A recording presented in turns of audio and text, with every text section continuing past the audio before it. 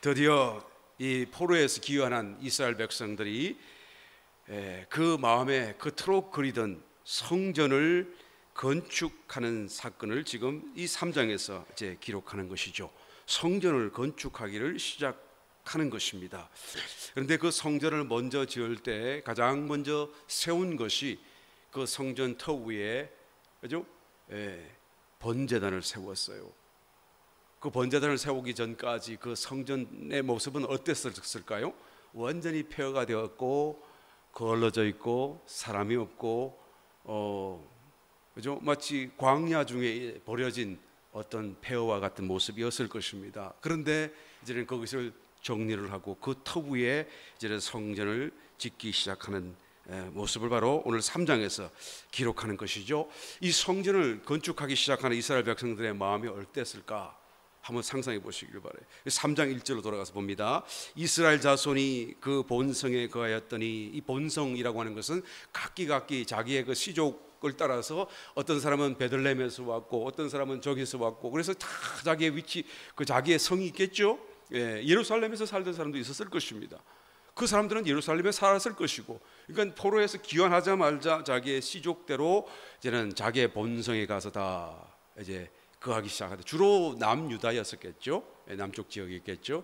그렇게 멀진 않았을 것입니다. 그런데 뭐 제사장이라든가 레위 사람들은 주로 예루살렘에 머물렀겠죠. 거기다가 성전과 관련되어졌고, 그러던 중에 이스라엘 자손이 그 본성에 거하였더니 7월에 이르러 일제히 예루살렘에 모였다라고 말하는 거예요.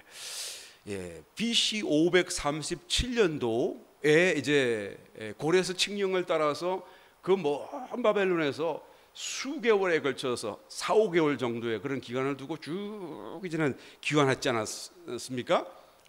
만약에 정확한 그 출발 일자가 기록이 없어요. 만약에 537년 주전 537년 1월 1일에 출발했다고 한다면, 그게 맥시멈으로 잡아서 말이죠. 1월 1일에 출발했다고 한다면 4-5개월 뒤 4월 달이나 5월 달에 이제는 유대 땅에 돌아왔겠죠. 그리고 자기 본성으로 다 들어가서 이제는 잠잘 곳을 뭐 마련하면서 뭐 이렇게 이제 몇 개월간 이제 살고 있었겠죠.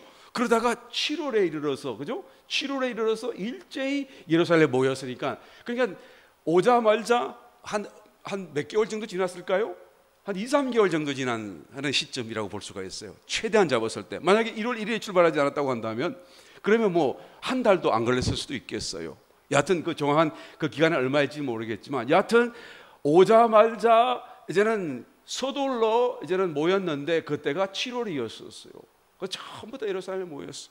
이 마음이 어땠을까요? 정말로 이 일을 위해서 70년을 기다려 왔고, 또 이 일을 위해서 그토록 모진 고통, 또 길 여정 속에 이런 그런 어려움을 다 감내하면서 왔는데, 또 자기의 어떤 모든 바벨론에 남겨둔 그런 기득권들을 다 포기하면서 왔는데, 그죠?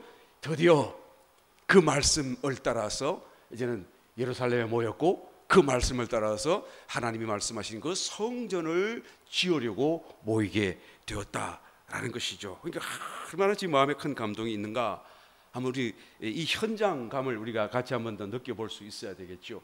그런데 왜 7월입니까? 하필이면 물론 그때 가장 가까운 때가 7월이었었겠죠. 그런데 이 7월에 또한 그 이스라엘의 그 절기, 유대 절기 가운데 7월 달에 중요한 절기가 3개 굉장히 많이 몰려 있죠. 그 전에 또 4개가 있었고요. 그런데 이 7월에 오게 된 그 여러 가지 정말로 표현되어져 있지 않은 그런 많은 영적인 암시와 계시가 이 속에 들어있다라는 것을 우리가 말씀을 살펴보고 묵상해 보면 볼수록 깨달아 볼 수가 있습니다. 먼저 한번 이 7월에 있는 그 절기가 어떤 것인가를 우리가 이해하기 위해서 유대 절기를 한번 더 간략하게 한번 살펴보기를 원합니다. 한번 볼까요? 표를 한번 준비해 주시면 감사하겠습니다. 유대 절기가 7가지가 있잖아요. 7대 절기, 하나님이 명령하셨던 그 절기죠. 그 절기는 앞에 4개와 뒤에 또 나머지 3개로 나누어져 있어요. 이 일곱 절기라고 그래요. 유대절기라고 하는 것은 유대인들이 만든 절기가 아니고 하나님 여호와의 절기예요. 여호와의 하나님의 절기를 유대인들에게 명령하셨던 것이죠. 그러니까 하나님께서 이 절기를 통해서 하나님의 어떤 경륜 또 어떤 계획을 다 담아두고 계시다라는 것을 우리는 눈치채야 돼요. 7일 동안에 천지를 지으셨던 것처럼, 그리고 7일 동안에 안식을 누리셨던 것처럼, 하나님의 경륜을 그 7일 속에 다 담고 있는 것처럼 이 7개 큰 절기 속에서 하나님의 계획과 경륜이 다 들어있어요. 그냥 주신 것이 아니라는 얘기죠. 첫 번째 절기가 유월절입니다. 잘 알죠? 출애굽할 당시에 이제는 어린 양을 잡게 하시고, 그리고는 그 피를 뿌리게 하시고 문설주와 임방에 바른 뒤에 이제는 하나님의 여호와의 사자가, 죽음의 사자가 그 임방에 발려진 피를 보거든 유월, 패스오버를 건너뛰게 되는 그런 하나의 절기를 말씀하셨던 것이죠. 그것이 바로 구원을 상징하고 예표하고 있는 것이죠. 하나님 말씀하시면서 이때 애굽 땅에 종살이하고 있는데 이제 너희들을 다 해방시킬 것인데, 너희가 해방하기 바로 그 전날 밤에 이제는 어린 양을 잡아 피를 바르라, 그리고 어린 양을 먹으라 라고 명령하셨던 것이 바로 유월절이죠. 그러면서 하시는 말씀이 이 날을 이제는 새해로 삼으라, 1월로 삼으라, 이 달을 첫째 달로 정월로 삼으라. 그래서 이 때가 자기들의 민간력, 그죠? 자기들이 이게 음력, 달력을 쓰고 있었는데 유대인들이 인간력을 하면 7월 달이었었어요. 7월 달. 7월 달이었는데 하나님께서 갑자기 이걸 1월 달로 정해라. 그리고 새해 첫 1년으로 잡아라라고 하나님이 명령하셨던 하나의 때가 바로 시작되는 것이죠. 그러니까 바로 여기서부터 하나님의 나라 역사, 하나님의 경륜이 다 시작되는 것을 말하는 거예요. 구원의 역사로 시작된다라는 것이죠. 그리고 태양력으로 하자 치면은 한 3월달 정도가 돼요. 3월달 때가 3월달, 음력이니까 4월달도 될 수 있고 3, 4월이 되는 것이죠. 그 다음에 무교절을 지켜라 말씀하셨어요. 그러니까 이때가 7월 14일인데요 14일 날 저녁에 잡는 거죠. 14일 날인데 그 다음 날 15일서부터 시작해서, 그죠? 이제는 일주일 동안 무교. 그러니까 그 뭐죠? 무교가 뭐죠? 이게 갑자기 말이 생각 안 나네. 누룩. 누룩이 없는 떡을 만들어서 그 떡을 먹으라고 말이죠. 누룩은 죄를 상징하니까요, 그죠? 그러니까 이 일주일간 동안 구원받고 이제는 무험하고 죄 없는 그런 완전한 하나님 안에서의 새로운 존재로 바뀌어진 하나의 일생을 상징하는 게 이 무교 일주일이니까요. 상징을 하는 거예요. 우리가 바뀌어진 새 사람을 상징하는 것이죠. 그리고는 이 무교병을 일주일간 먹으라라고 명령을 하셨어요. 그러니까 14일부터 시작해서 15일부터 시작되고 이거는 일주일 동안. 그리고 이게 이제 금요일인데요. 보통 금요일인데 금, 토, 일, 그다음에 지나게 되면은 이 날이 사흘째 되는 날, 그죠? 유월절 기간에 안식일이 지난 다음 날, 그러니까 이 토요일이 지난 그 다음 날이니까 오늘날 하면 주일이 되겠죠. 그 주일날 초실절을 지켜라. 이 초실절은 이 유월절 무교절과 연결되어서 이 무교절 안에 들어있는 거죠, 그죠? 일주일 안에 들어있는 거죠. 이해되시죠, 여러분? 그래서 이 초실절을 지켜라. 처음 익은 열매, 첫 이삭을 바치는 날, 그죠? 이때 지켜라. 그래서 첫 이삭 한 단을 이게 제사장이 가져와가지고 하나님께 흔들어 올려는 이런 절기로 지켰던 것이 초실절이죠. 처음 익은 열매, 그리스도의 부활, 주님의 부활하신 유월절날 고난 받으시고 지나셨다가 사흘 만에 부활하시는 그리스도를 상징하고 있죠. 부활을 상징하죠. 그리고 이때로부터 이제는 49일, 77, 49, 77절, 49일이 지난 50일째 되는 날 오순절 날이죠. 오순절 날, 이 오순절을 또한 거룩하게 지켜라. 이때 무슨 일이 일어나죠? 주님이 부활하신 다음에 50일째 되는 날 성령 강림이 일어나잖아요. 그죠? 그래서 이 하나, 둘, 셋, 네 개. 이스라엘 백성들은 왜 이걸 지켜야 되는지, 이게 진정한 의미가 뭔지를 다 알지 못한 채 여하튼 지키라니까 그대로 철저하게 지켜왔던 거죠. 그런데 오늘날 저와 여러분들은 너무나 분명하게 이 뜻이 무엇인지 아시죠? 아시면 아멘. 이건 정확하게 지금도 유대인들은 다 뜻을 몰라요. 왜? 예수님을 모르니까 말이에요. 신약을 인정하지 않으니까요. 그러나 우리는 이 말의 의미가 얼마나 정확하게 예수님을 상징하고 있는지를 우리는 잘 알고 있는 것입니다. 자, 이 네 가지는 일어났죠. 이미 벌써 다 끝났죠. 예, 다 지나갔어요. 벌써 2000년 전에 다 끝났어. 그 다음에 세 가지가 또 남았는데, 그럼 뭐가 남았죠? 이 세 가지는 아직 이루어지지 않은 것을 예시하고 있어요. 예. 자, 앞에 마지막에 오순절로 끝났잖아요. 예, 한번 다시 앞으로 한번 돌아가 보실까요? 오순절, 초실절이 보리가 먼저 읽어요. 보리.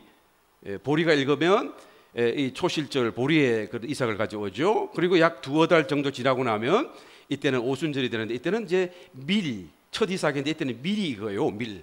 예, 그래서 보리, 추수, 수확, 밀, 수확, 모든 곡식이 다 수확돼요. 그죠? 여기서 지금 출발해서 이게 봄이에요.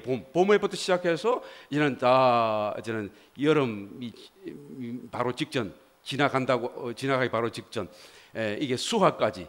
그러니까 이스라엘 백성들은요, 우리는 가을에 수확하잖아요.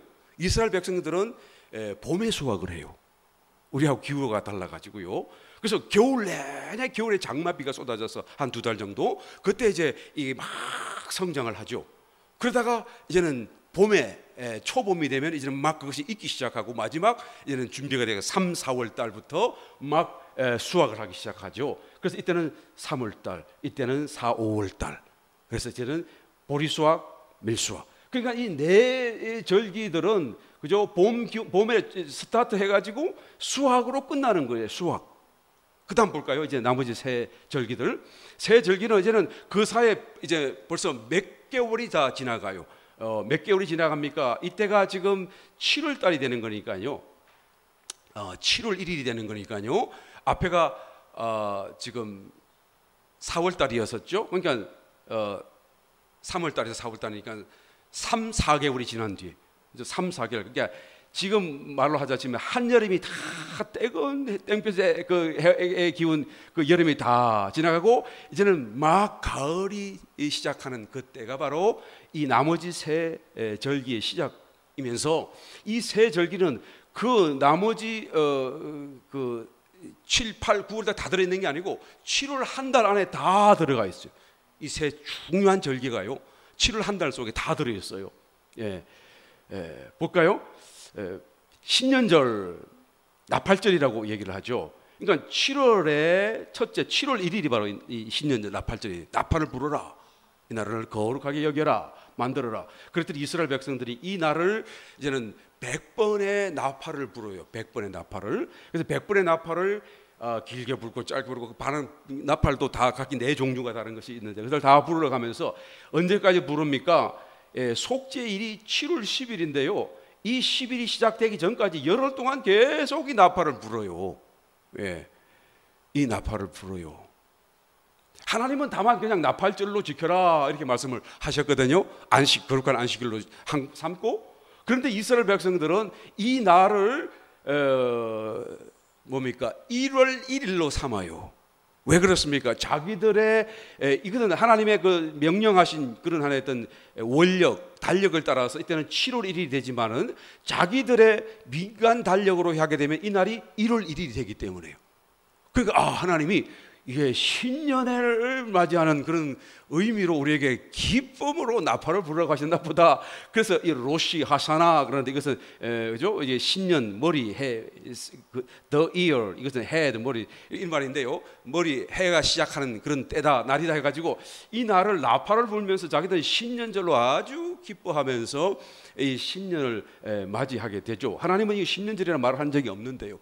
이스라엘 백성들이 그렇게. 그런데 참 신기한 것은 하나님의 명령과 그 이스라엘 백성들이 그 준수하는 것을, 또 자기들의 그 삶의 어떤 모든 그런 것을 자기들이 모르는 채 지키고 있는데, 알고 보게 되면 성경하고 얼마나 잘 들어맞는지, 얼마나 그 어떤 영적인 그런 원리와 원칙이 일치되는 것이 얼마나 많은지 참 놀라지 않을 수 없어요.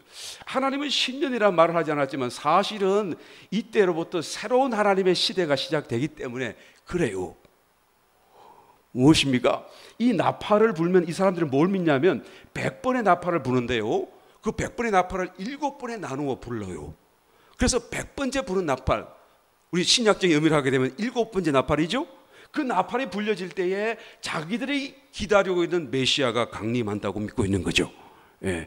그래서 계시가 강림하셔서 이제는 속죄일을 이제 맡게 하게 된다라고 이스라엘 백성들, 유대인들이 믿고 있는 거예요.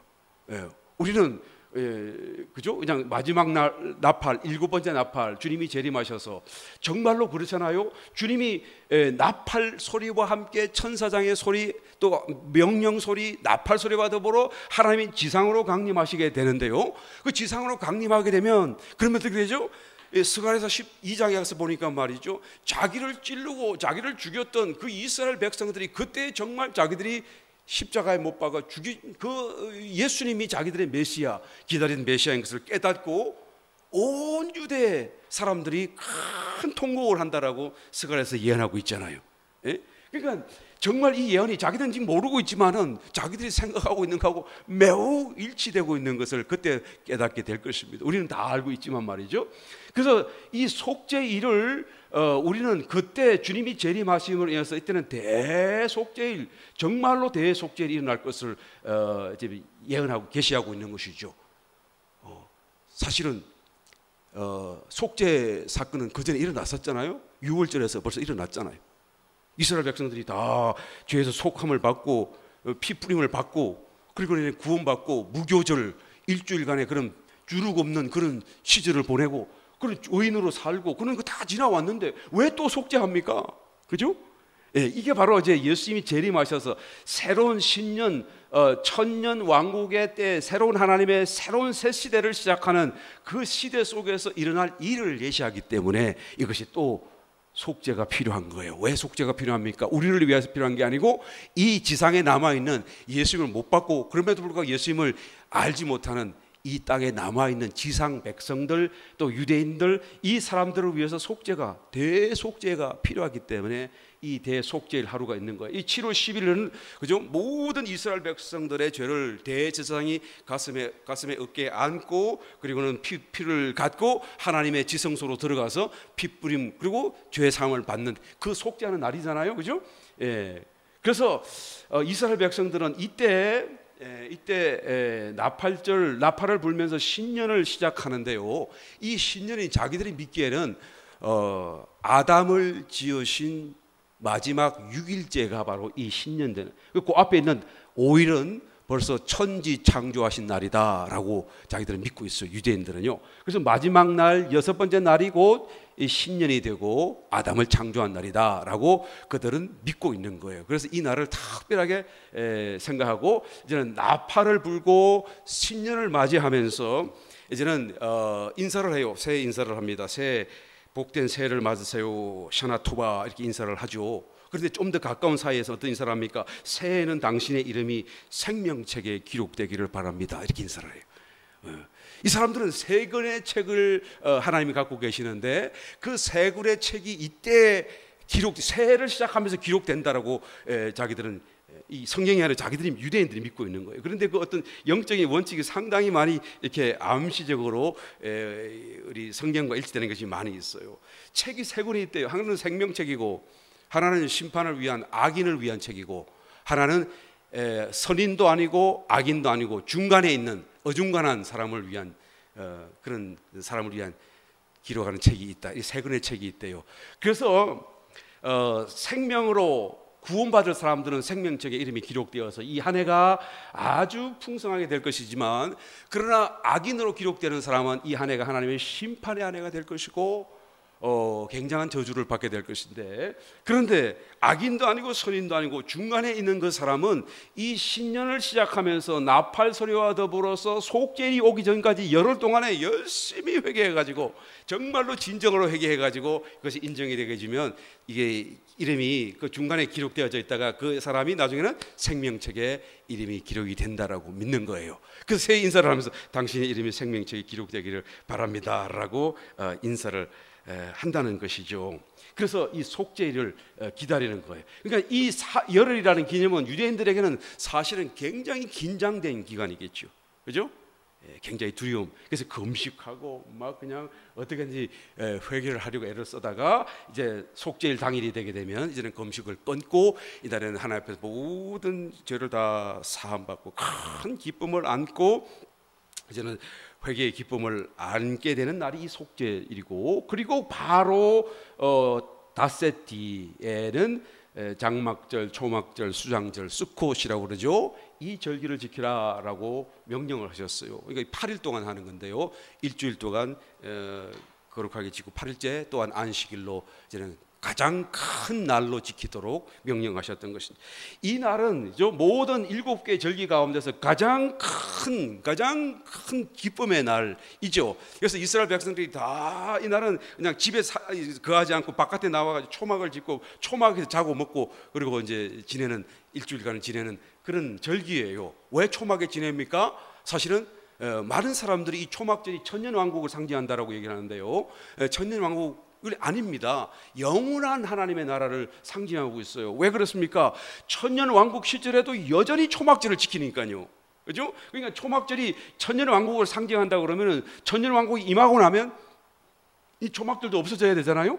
이 모든 다른 건 다 없어지고 이것만 딱 지키도록 하나님 명령하신 것은 천년왕국이 임해도 아직도 초막절이 진정으로 상징하는 새하늘 새 땅은 아직 오지 않았다라는 것을 이 초막절로 하나님이 말씀하고 있기 때문에 그런 거예요. 그런데 하여튼 초막절이 이제는 하나님의 영원한 하나님의 나라, 새하늘 새 땅의 그 나라를 상징적으로 의미하고 있는데요. 그 날에 얼마나 기쁘겠어요. 거기에 산다는 것이.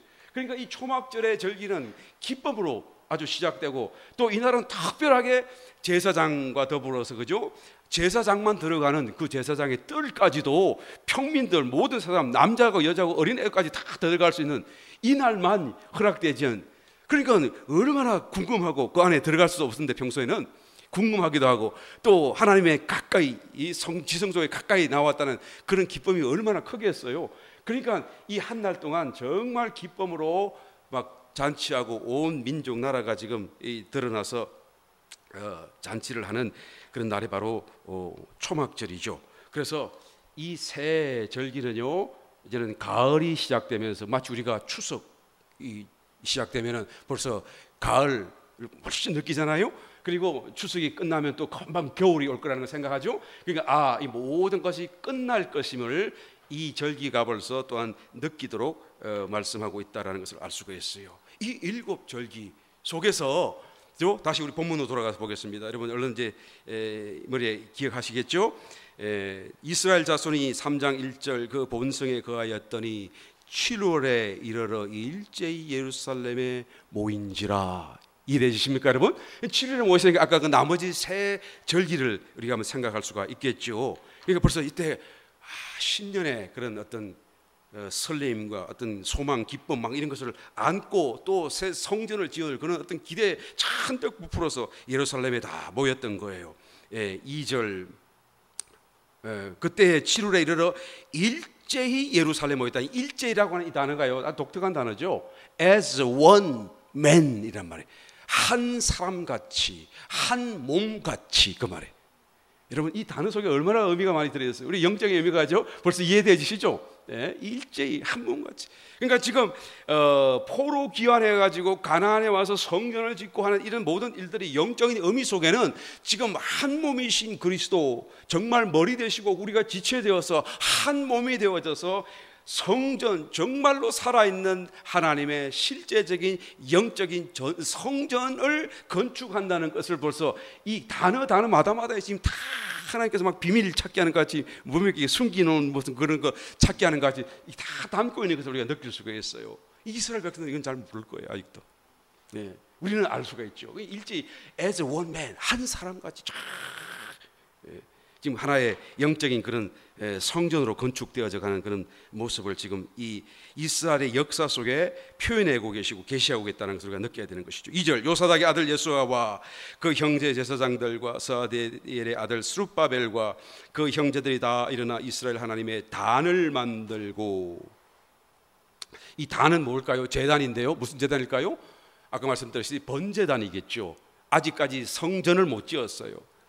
아직 생각하지 못해요. 그 이유는 뒤에 나타납니다. 아직 성전을 자체를 짓지 못하고, 본래는 지성소부터 짓고 쭉 나와야 되는데 지금은 번제단부터 지금 짓고 있는 거예요. 하나님의 단을 만들고 하나님의 사람 모세의 율법에 기록한 대로 번제를 그 위에 드리려 할세. 3절, 무리가 열국 백성을 두려워하여 단을 그 터에 세우고 그 위에 조석으로 여호와께 번제를. 왜 두려워하죠? 그러니까 바로 열국 백성, 그 주변 국가와 주변 백성들이에요.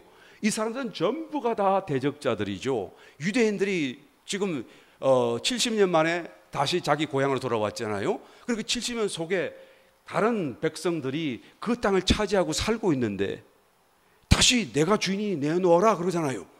그러니까 유대인들이 막 일어서는 것 자체가 사실은 이 살고 있는 그 사람들에게는 아주 싫은 것이고, 그죠? 그 일로도 대적할 수밖에 없는 상황인데요. 그런데 다른 백성들은 더더군다나 하나님 여호와 신앙을 가진 것이 아니라 자기들 나라와 또 자기들의 어떤 그런 기득권이 뺏길까봐 이제 이 유대인들이 나라를 세우고 또 유대인들이 어떤 이렇게 일어나는 것을 굉장히 시기하고 방해하게 되는 것이죠. 그런데 그것이 굉장히 강력했어요. 그래서 이 무리들은, 어떤 사람들이, 이스라엘 백성들은, 귀환한 이스라엘 백성들은 지금도 싸움도 싸울 수 없는 사람들이고, 그 다음에 무슨 군대도 아니고, 그 다음에 무슨 뭐죠? 뭐 훈련된 사람도 아니고, 아무것도 없는 사람들이잖아요. 그냥 평민들이에요. 어떤 면에서 난민과 같은 사람들일 뿐이라는 것이죠. 그런데 미리 들어와 살고 있던 그 사람들은 조직적으로 이 사람들을 괴롭히거나 공격한다고 한다면 이길 수 없는 상황이에요. 두려워할 수밖에 없겠죠. 자기들이 성을 건축을 하고 성전을 세우고 막 벽을 쌓으려고 그러는데 가만히 두고 보겠습니까? 그러니까 방해를 하는 거예요. 두려운 거예요. 그러니까 조심스러워서 번제단만 그 본래 있던 자리에 세우게 되는 것이죠. 그리고 그것을 세우자 말자 이제는 아침과 저녁으로 번제를 드리기 시작하는 것입니다. 여러분이 배경을 이해하시면 되겠습니다. 자, 계속해서 한번 읽어봅니다. 4절, 기록된 규례대로 초막절을 지켜 번제를 매일 정수대로 날마다 드리고. 그죠? 왜 초막절인지 여러분 이해하시죠? 7월 달에 왔잖아요. 그러니까 초막절, 그 절기가 바로 7월 달에 있는 절기였던 것이죠. 초막절을 지켜서 번제를 매일 정수대로 날마다 드리고, 그 후에는 항상 드리는 번제, 상번제죠. 아침에 드리고 저녁에 드리는 상번제, 초하루에 드리는 월삭제라는 게 있었죠. 하나님의 명령에 따라서 다 번제로 드리는 것입니다. 여호와의 모든 거룩한 절기의 번제와 사람이 여호와께 절거히 드리는 예물을 드리되. 그러니까 지금 번제단 하나 딱 세워놓고 지금 번제 제사를 계속 지내고 있는 거. 벌써 제사부터 드리기 시작하는 거예요. 여러분 왜 성전을 짓지 않나요? 두려웠어요. 조심했어요. 그러면 성전이 없는데, 하나님의 어떤 그죠? 지성소가 아직 지어지지 않았는데, 하나님의 영광이 안 계시는데, 그러면 제사를 드리는 의미가 과연 있는 것인가? 우리 한번 생각해 보지 않을 수가 없죠. 여하튼 번제단만 지어놓고 지금 계속 제사가 지금 거의 다 회복된 거예요. 지금 벌써 번제단 하나만 가지고. 사실은 제사라는 개념은 다 번제단에서 하는 거니까 사실은, 그죠? 그리고 번제단에 뿌린 그 피를 갖고 하나님 앞에 나아가는 것인데요. 하여튼 제사, 예배 이런 개념은 다 지금 벌써 회복되어서 실행되고 있다라는 것을 여기서 알 수는 있습니다. 6절 계속해서 읽어봅니다. 7월 초하루부터 비로소 여호와께 번제를 드렸으나. 그러니까 7월 초하루, 그러니까 아까 신년제 나팔절 부른 그때부터 벌써 번제를 드렸어요. 제사가 회복되었다라는 것을 얘기하죠. 그때 여호와의 전지대는 오히려 놓지 못한지라. 7절, 이에 석수와 목수에게 돈을 주고 또 시돈 사람과 디론 사람에게 먹을 것과 마실 것과 기름을 주고 바사왕 고레스의 조수대로 백향불 레바논에서 르바 예편까지 수운하게 하였더라. 솔로몬이 제사를 지낼 때와 똑같은 모습으로 지금 막 그렇게 하고 있는 거예요. 예루살렘 하나님의 전에 이른 지 2년 2월에 그렇죠? 주전 537년에 와서 도착을 해서 이제는 7월에 일제히 예루살렘에 모였다가 번제단 만들고 바로 번제 제사를 지내기 시작했고, 그 다음에 이듬해, 그죠? 536년 BC 536년 2월 달에, 그러니까 대략 한 6개월이 지난 때예요. 만 6개월이 지난. 6개월이 지나서 비로소 이제는 성전을 짓기 시작합니다. 8절 볼까요? 예루살렘 하나님의 전에 이른 지 2년 2월에 스아디엘의 아들 스룹바벨과 요사닥의 아들 예수아와 다른 형제 제사장과 레위 사람들과 무릇 사로잡히다가 예루살렘에 돌아온 자들이 역사를 시작하고 20세 이상의 레위 사람들을 세워 여호와의 전 역사를 감독하게 하며, 성전 건축을 감독하게 하며, 그 말씀이에요. 이에 예수아와 그 아들들과 그 형제들과 감미엘과 그 아들과 하나님의 전 공장을 감독하니라. 10절 건축자가 여호와의 전지대를 놓을 때에 제사장들은 예복을 입고 나팔을 들고 아삽 자손 레위 사람들은 제금을 들고 서서 이스라엘 왕 다윗의 규례대로 여호와를 찬송하되, 서로 찬송가를 화답하며 여호와께 감사하여 가로되 주는 짓은 하심으로 그 인자심이 이스라엘에게 영원하시도다 하니, 모든 백성이 여호와의 전지대가 놓임을 보고 여호와를 찬송하며 큰 소리로 즐거이 부르며, 정말 즐거웠고 기뻤겠죠. 그런데 12절 계속 읽어봅니다. 제사장들과 레위 사람들과 족장들 중에 여러 노인은, 그러니까 보통 뭐 한 70년이 지금 지나서 돌아왔으니까요, 벌써 여러 70세 된 사람도 있을 것이고, 또 그죠? 더 된 사람도 있겠죠. 여러 노인은 첫 성전을 보았던 고로, 첫 성전 솔로몬이 지었던 그 성전을 얘기하죠. 이제 이 전지대 노임을 보고 대성통곡하며. 왜 대성통곡하죠? 지금 짓는 이 전지대가 전의 모습이 그 전에 있었던 솔로몬 성전과 너무 차이가 나는 거예요. 그렇잖아요. 난민들이 와가지고 그냥 그 기술로, 그 사람 수로, 그 가진 걸로 고작 지어, 그 나도 밑에 있는, 그죠? 식민 그런 지배 아래에 있는 사람들이 난민으로서 지어봐야 얼마나 잘 짓겠습니까? 고레스가 물론 칙령을 내리기도 했다고 할지라도, 솔로몬은 당대 가장 영화를 누리던 임금이었고 모든 나라가 다 고개를 숙이는 그런 영화로운 부귀를 누렸던 사람으로서 가장 좋은 것으로, 많은 것으로 하나님의 성전을 지었던 그 성전과 이과 비교가 되겠어요? 그러니까 지금 짓는 거 보니까 벌써 탁 너무 다른 거야. 그러니까 그것을 보았던 사람들은 막 그것이 여러 가지 희비, 그죠? 이래가 망했고 지나온 과거의 잘못과 하나님의 심판, 이거 다 생각하면서 정말 눈물이 나는 거예요. 그런데 또 어떤 사람들은 기뻐하고 즐거워. 이게 좀 청년들이겠죠. 안 보았고 잘 모르니까 말이에요. 그러니까 무조건 지금 하나님 앞에 회복되고 좋았다, 하나님의 성전을 지니까 너무 좋은 거예요. 너무 좋은 거예요. 볼까요? 13절 백성의 크게 외치는 소리가 멀리 들림으로 즐거이 부르는 소리와 통곡하는 소리를 백성들이 분면치 못하게, 두 개가 동시에 들리는 거예요. 한쪽에는 막 통곡하고 있고 한쪽에는 막 기뻐하고 있고, 그런데 그것이 어느 소리인지 분辨하지 못하겠다, 막 섞여서 막 들리는 거예요. 여러분, 이것이 지금 굉장한, 여러분 지금 이게 암시를 담고 있어요. 하나님의 그런 예언적인 암시가 이 속에 지금 담겨 있어요. 지금 이 가나안 땅에 들어와서 성전 짓는 것이 정말로 무슨 의미인가라는 것을 지금 암시하고 있는 것이죠. 젊은 청년들은 그냥 기쁜 거예요. 이제 곧 하나님의 역사와 나라 축복, 말씀에는 모든 좋은 것들이 다 일어날 거라고 생각하는 거죠. 그런데 노인들은 통곡을 하고 있는 거예요.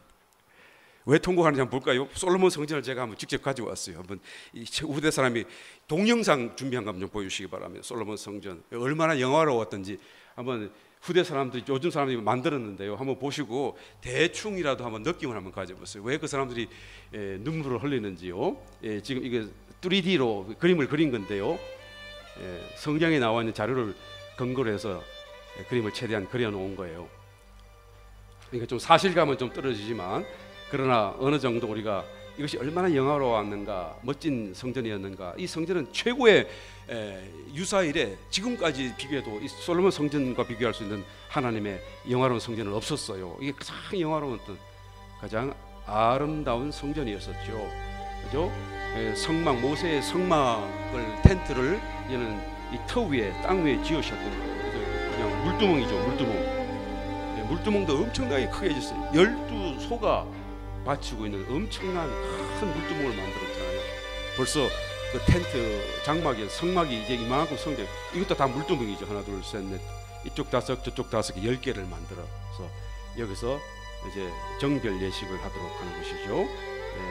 벌써 주변도 엄청나게 멋집니다. 이는 보아스와 야긴 두 기둥을 세워 놓았습니다.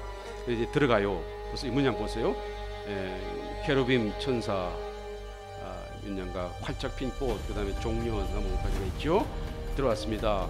자, 여기서 이 등대가 메노나가 좌우로 5개씩 10개나 만들어놨어요. 본래는 성막에는 하나만 있었는데요. 그만큼 커졌고 번성했고, 여기는 떡이 있죠. 떡이 있죠. 진설백 떡이 있죠. 아까 가운데 있는 게 분향단이었었죠. 예, 전부 다 도구만 금으로 만든 것이죠. 화려한 모습입니다. 예, 아주 화려한 모습이에요. 예, 여기 떡상이 여기 있습니다. 화려한 천장에도 그렇고요. 활짝 핀 꽃을 다 문양으로 명령하신 그대로 지금 만들어 놓았다는 것을 볼 수가 있죠.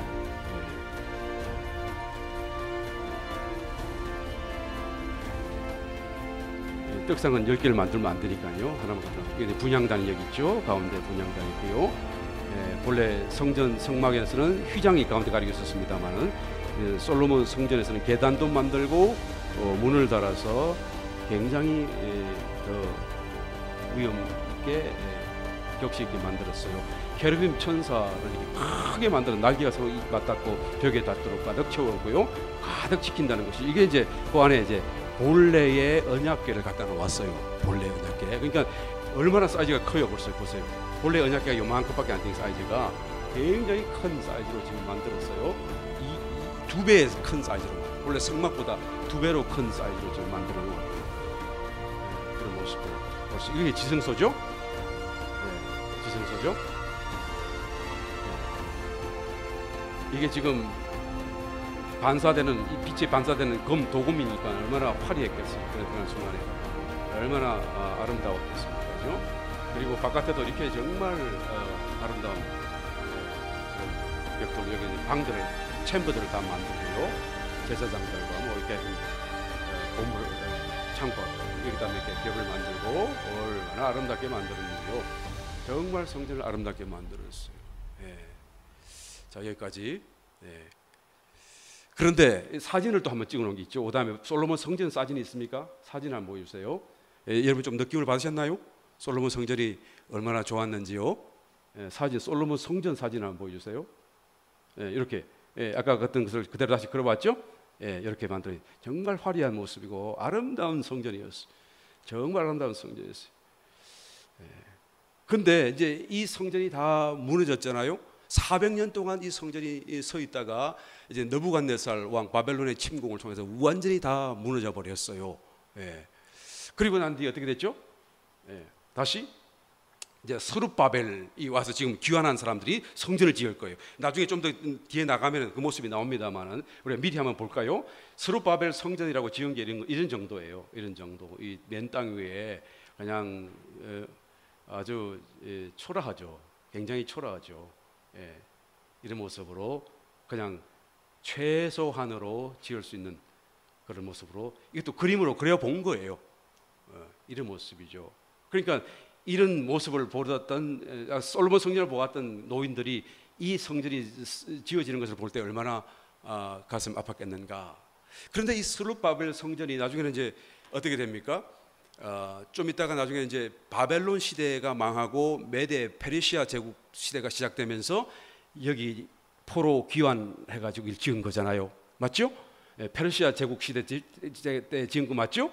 그러다 페르시아 제국도 또 망하잖아요. 그죠? 바벨론, 메데 페르시아, 그 다음에 어느 나라가 와죠? 헬라, 알렉산더 헬라 제국이 오잖아요. 그죠? 헬라 제국이 와가지고 이 나라가 또 네 나라로 갈라지죠? 예, 거기 좀 끄떡끄떡 해보세요. 예, 우리 다니엘서에서 그렇게 큰 신상 보았던 거 기억하시죠? 예, 이 다음에 곧 이제 헬라 제국이 올 거예요. 헬라 제국이 와가지고 그때 이것을 또 다시 부싯돌이는데요. 어떻게 이것을 또 파괴하고 또 이렇게 모욕을, 성전을 모욕합니까? 안티오쿠스 에피파네스, 여러분 기억하시죠? BC 167년, 앞으로 이때부터 한 350년 뒤에 나타날 안티오쿠스 에피파네스가 와가지고 이 성전에 돼지 피를 뿌리고 돼지로 제사하고 제우스 신을 이 아들 세우고 막 그렇게 하게 된다 그 말이에요. 이 성전이 완전히 모독당하고 부정케 되죠. 예. 그래서 이 성전이 또 다시 버려진 거가 되어져요. 그러다가 이스라엘의 그 마카비 일가가 일어나 가지고 그 안티오쿠스 에피파니에 저항하고 결국에는 승리해 가지고 이 성전을 다시 정화하는 일이 일어나죠.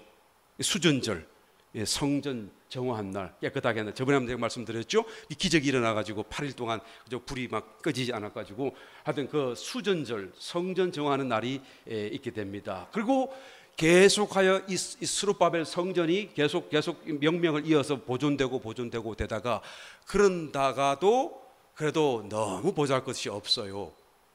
또 한번 더럽혀지고 부정케 되어지고 그것을 또 회복했다고 할지라도 여전히 미약한 가운데 이 모습이 그대로 연결되어지다가 나중에 예수님 오시기 20년 전에 헤롯이라고 하는 사람이 그 유대 땅을 통치하면서, 이 사람은 에돔 사람이에요. 이방인이에요. 그래서 에돔 사람인데 유대인들의 마음을 사기 위해서 유대인들의 성전을 지어주려고 그러는 것이죠. 그래서 이방인이 지배하는 것을 유대인들이 순순히 순응할 수 있도록 만들기 위해서 이 스룹바벨 성전을 이렇게 보수, 개축, 정축해가지고 이렇게 멋지게 또 만들어요. 그러니까 예수님 오시기 전에 20년 전부터 시작해가지고 대략 한 10년 가까이에 이것을 만듭니다만은 대부분의 공사는 10년 동안 다 끝났어요. 그렇지만 안에 내부 장식이라든가 세밀한 부분들은 앞으로도 대략 한 70년 동안 계속 연결되어 가지고 지 죽은 뒤에도 계속 이것은 공사가 끝나지 않다가 예수님 오신 뒤에 AD 63년에 가서 이것이 완전하게 완공이 돼요. 그리고 7년 뒤 AD 70년 되면 로마 디도 장군이 와서 또 산산조각을 내잖아요. 완공되자마자. 여러분 기억하시죠? 그런 이 사연을 담고 있어요. 헤롯 성전이 굉장히 멋있어 보이긴 하지만은, 그러나 여러분 아까 그 스룹바벨 성전을 이제 그대로 그냥 지탱하면서 안에 그 내용을 그대로 성전을 마음대로 풀고 막 할 수는 없잖아요. 그러니까 그것을 가지고 있으면서 대신 이런 옆에 있는 것을 굉장히 크게 만들어 가지고 말이죠. 엄청난 사이즈로 만들었어요. 이게 지금 솔로몬 성전 이게 이만한 사이즈고, 이 헤롯 성전이 이만큼 큰 거예요. 지금 2배 정도 크죠. 모양. 성전 자체는 클 수가 없어요. 똑같을 수는 없지만 옆으로 막 이런 거 막 세우는 이런 것들을 더 크게 만들어 가지고 굉장히 화려하게 만들어낸 것을 보게 되는 것입니다. 그래서 문제는 이 스룹바벨 성전서부터요, 이 솔로몬 성전 안에서는 아까 언약궤가 있었잖아요. 그런데 스룹바벨 성전 안에서는 언약궤가 없어요. 우림과 둠빔도 없어요. 하나님의, 그러니까 언약궤가 없으니까 이 지성소에 피어오르는 하나님의 불도, 영광의 불도 없겠죠. 스룹바벨 다 완공했지만 그 지성소는 텅텅 비어 있었던 거예요. 여러분 아시겠습니까? 그 성전이 모욕도 당했지만 또 다시 정결케 한 뒤에 이 헤롯 성전까지 연결됐잖아요. 이 헤롯 성전, 스룹바벨 성전을 똑같은 제2성전이라고 말을 합니다. 이걸 제1성전이라고 그러고, 그 제2성전, 이 헤롯 성전이 또 다 무너졌잖아요. 이제 곧 다시 성전이 세워지게 될 텐데 그것이 제3성전이 되는 거예요. 그 제3성전이 세워지게 되면 주님이 오시는 거죠. 그래서 제3성전이 곧 세워질 것이라고 지금 계속 얘기하고 있잖아요.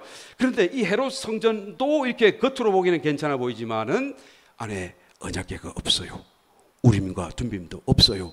하나님의 영광도 없어요. 겉모양만 성전이죠. 여러분 언약궤가 없는데 성전이 성전 될 수가 있을까요?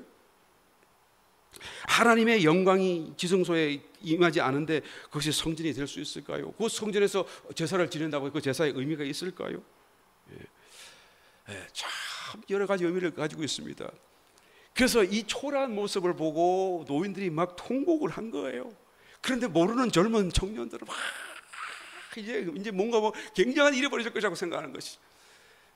그런데 사실은 우리 계속해서 살펴보겠습니다만은 이제 이 성전도 그냥 단순하게 짓지 못하고 옆에 있는 적대 대적자들에 의해서 방해 때문에 어렵게 20년 만에 그 스룹바벨 그 보잘것없는 그 성전이지만 20년 만에 완공을 하게 돼요.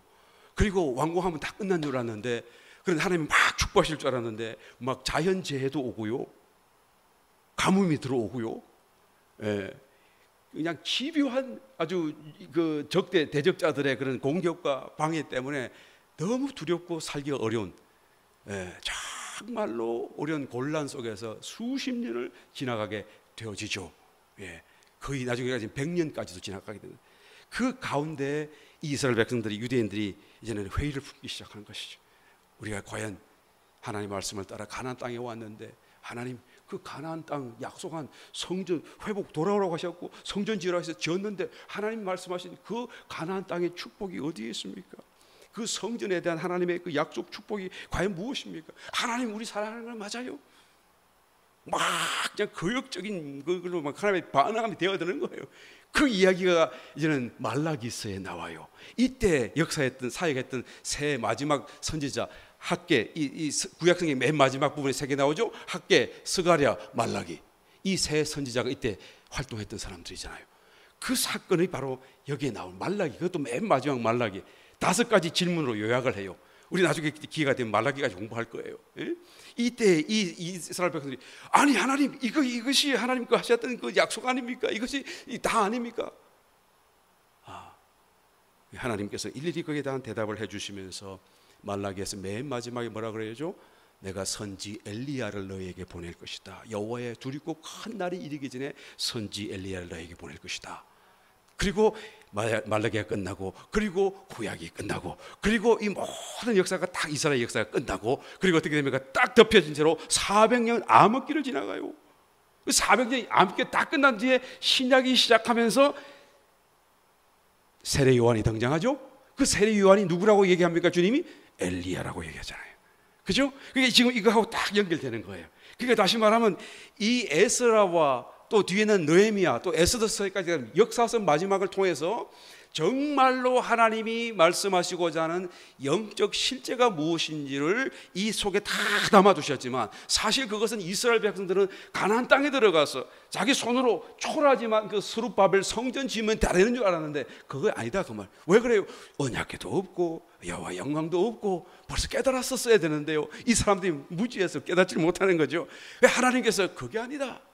실제가 무엇인지는 이제 곧 내가 나타낼 텐데 선지 엘리야를 너에게 보낼 것이고 또 선지 엘리야를 통해서 길을 준비하시고 그리고 정말로 모든 이 하나님 말씀하신 말씀의 의미를 완성하고 성취하고 나타내는 것이 그때 가면 이루어질 여호와의 두렵고 무서운 날이 오기 전에 이루어질 것이다. 그게 바로 인자로 오신 그리스도이고 그렇죠? 그 그리스도에 인해서 무엇이 이루어집니까? 우리의 마음의 성전이 이루어지는 거예요. 할렐루야. 이 에스라는 뭘 말하는 겁니까? 이스라엘 백성들은 몰라요. 지금 다 몰라요. 그렇지만은 우리는 알아요. 이게 에스라를 보면서 말이죠. 정말 소중한 것이 이 사람들은 나중에는 너무 찌들고 힘들고 하나님 말씀도 했는데도 안 되니까 신앙에도 나태해지고 막 하나님의 거역하는 막 이런 사태가 벌어지지만은 그러나 우리는 이 사건들을 통해서 하나님이 정말로 우리의 마음의 성전을 어떻게 이루어갈 수 있는지를 무엇이 우리를 방해하는 것인지를 또 어떻게 결국은 완성되잖아요. 성전도 완공하고 성벽도 완공하고 그리고 역사서가 끝나거든요.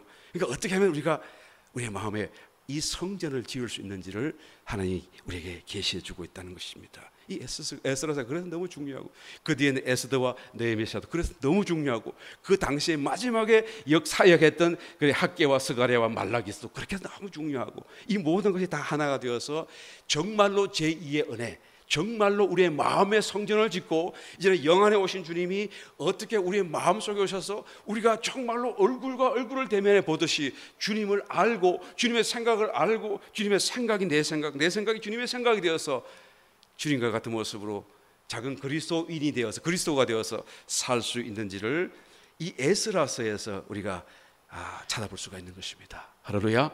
그런 차원에서 우리가 이 한 절 한 절 앞으로도 계속해서 이것을 살피면서 깨달아가는 시간 갖도록 하겠습니다.